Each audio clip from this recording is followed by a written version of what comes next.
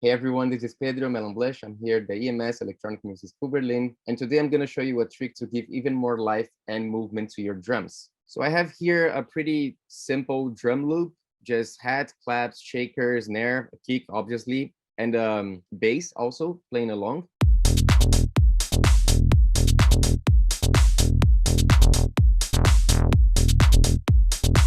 So pretty simple so far, not a lot of movement in the drums, just the basic stuff. So this technique basically combines the use of return tracks and LFOs that send the signal kind of randomly to these return tracks. And this constant movement brings a lot of life to your drums. So I have here 3 return tracks. The first one is a simple delay. Let's hear it with the clap.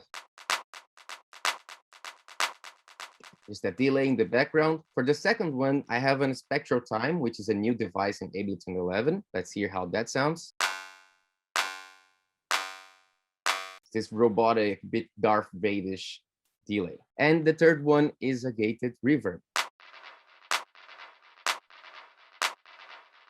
But instead of sending the signal all the time and having these effects constantly in our track, we can use LFOs to send the signal kind of randomly, so they're not there all the time. And this movement, this modulation is exactly what will bring the life to our drums. So now let's add here 3 different LFOs, and I'm gonna map the first one to the send A, the second one to the B, to the C. So now let's hear how that sounds.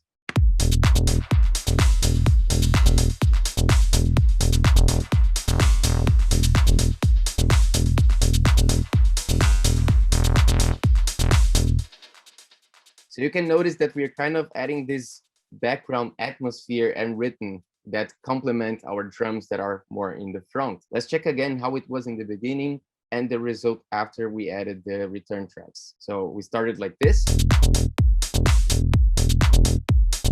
And now with the return tracks.